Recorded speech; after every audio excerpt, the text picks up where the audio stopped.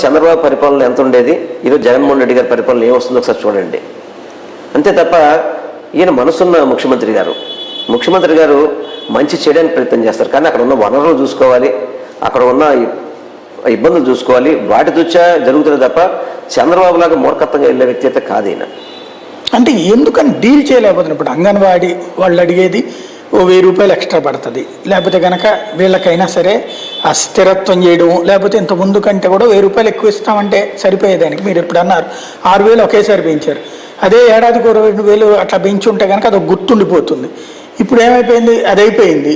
ఎప్పుడో 5 ఏళ్ల క్రితం పెంచేశారు, ఇప్పుడు 5 ఏళ్ళు అయిపోయింది కదా, వాళ్ళు పెరిగిన ధరలో అని చెప్తున్నారు. అంటే నేను చెప్పేది ఒకటే, ఆయన మనసు ఉంది కాబట్టి ఆ రోజు ఎవరు అడిగినా అడగకపోయినా 6,000 రూపాయలు పెంచాడు ఇది. అలాగే వీళ్ళకి ఆయాలకు కానీ అంగన్వాడీ వాళ్ళకి కానీ అందరికి కూడా జీతాలు పెంచాడు.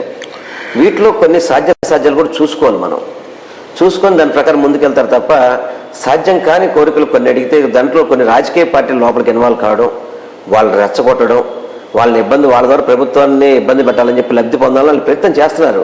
కొద్ది రోజుల తర్వాత వాళ్ళు తెలుసుకోగలుగుతారు, ఎందుకంటే ఈ ముఖ్యమంత్రి గారు మాత్రం చేయగలుగుతారని నమ్మకం ఉంది కాబట్టి వాళ్ళు ప్రయత్నం చేస్తున్నారు.